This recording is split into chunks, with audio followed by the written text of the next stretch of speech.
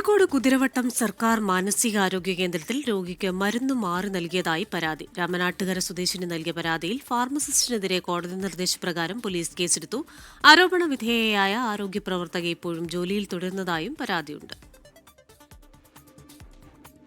കഴിഞ്ഞ ഡിസംബർ 12-നാണ് രാമനാട്ടുകര സ്വദേശിനിയായ സ്ത്രീക്ക് ഡോക്ടർ എഴുതി നൽകിയ മരുന്നിന് പകരം മറ്റൊരു മരുന്ന് ഫാർമസിസ്റ്റ് നൽകുന്നത്. എൻ്റെ അമ്മ ഡിപ്രഷൻ സംബന്ധമായിട്ടുള്ള മരുന്ന് കഴിക്കുന്നുണ്ട്.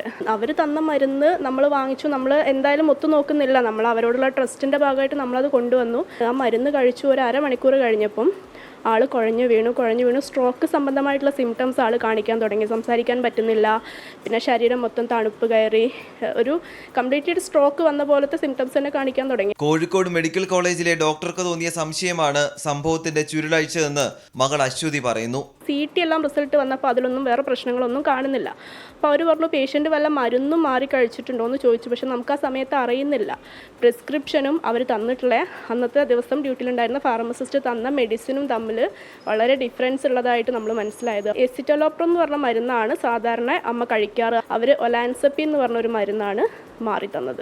ആശുപത്രി അധികൃതർക്ക് നൽകിയ പരാതിയിൽ അന്വേഷണം നടത്തി റിപ്പോർട്ട് സമർപ്പിച്ചെങ്കിലും നടപടി ഉണ്ടായില്ല. ഇതോടെ കുന്നമംഗലം കോടതിയിൽ പരാതി നൽകി. ഇതിലാണ് കേസ് രജിസ്റ്റർ ചെയ്ത് മെഡിക്കൽ കോളേജ് ACPയോട് അന്വേഷണം നടത്താൻ നിർദ്ദേശം നൽകിയത്. കുടുംബം ആരോഗ്യമന്ത്രിക്കും മനുഷ്യാവകാശ കമ്മീഷനും പരാതി നൽകിയിട്ടുണ്ട്.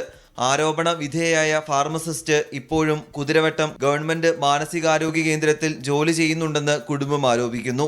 24 കോഴിക്കോട്.